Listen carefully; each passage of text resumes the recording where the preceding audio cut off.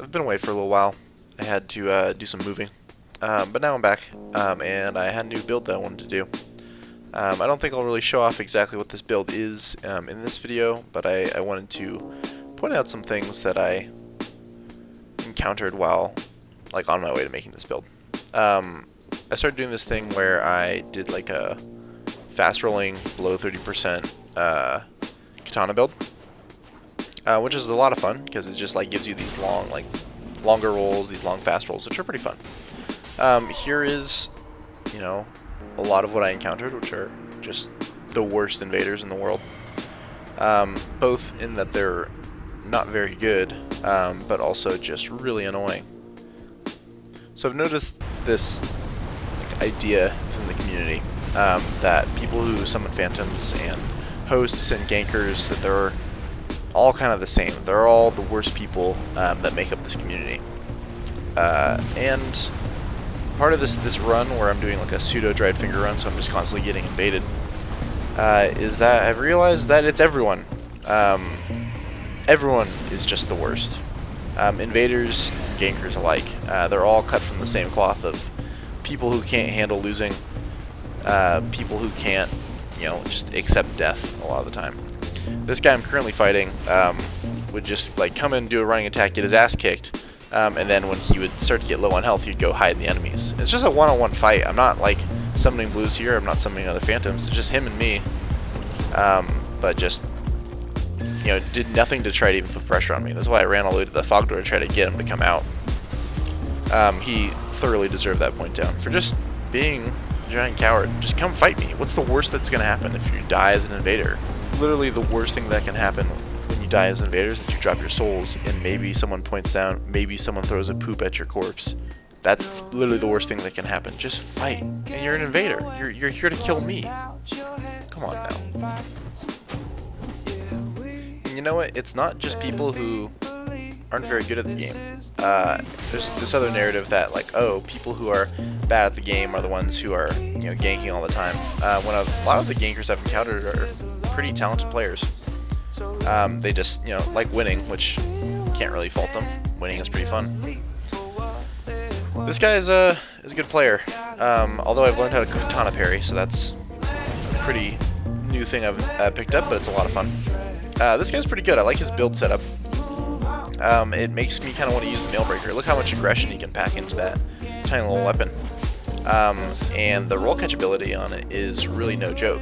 I'm fast rolling, right? So I have these long, quick rolls, and he's able to roll catch me several times with it. That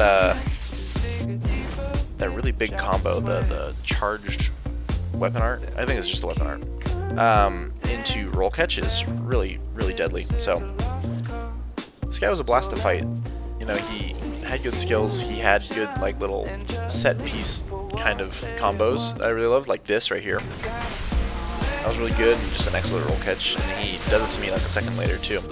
So good player. And if this was a duel, I would have lost. That would have been it. But it's an invasion, so it's a little different. That's how the PvP is mostly set up in this game. So I don't know if this guy was maybe a duelist who was invading for once, but he was at this level, and he did seem pretty prepared. So who knows?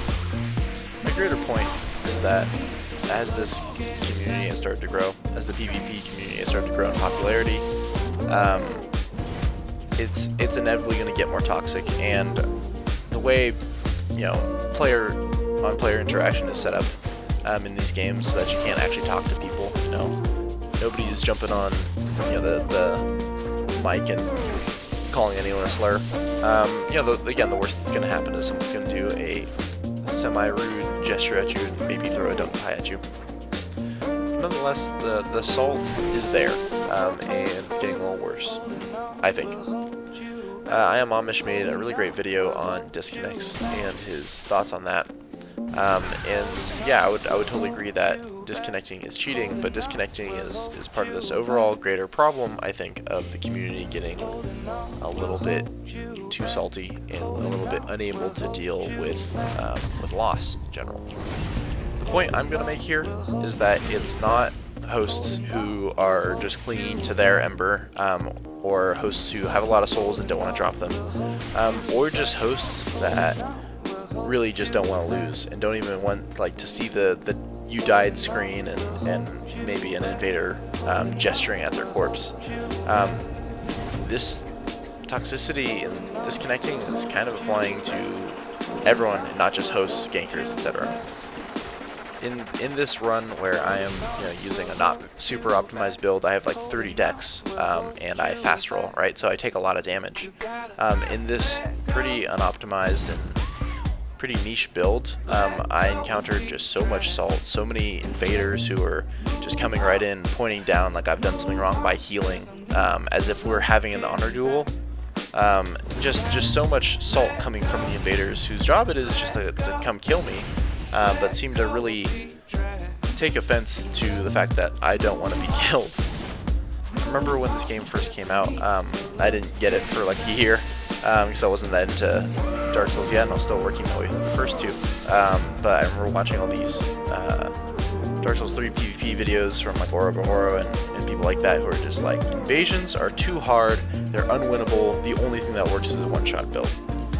And that mentality is more born out of just an unwillingness to lose, an unwillingness to accept death as a natural outcome of Dark Souls, which it has always been. So this video is more to raise awareness that toxicity is growing, and unwillingness to accept death is growing in the community. And I'm hoping that maybe there'll be some changes in Elden Ring that will punish disconnectors a little bit more, and just a general vibe that death is a natural part of this. Death is the best teacher that Dark Souls gives you. And here we are 3 years out from launch, and we still have people, invaders in fact, who can't even accept death. So I worry for this community. I think it's still better than the vast majority of gaming communities out there, but this is kind of a growing problem, I feel like. And I'm hoping that we as a community can guide others and teach them that death isn't the end of everything. Death is a very natural part of these games and should be welcomed and learned from.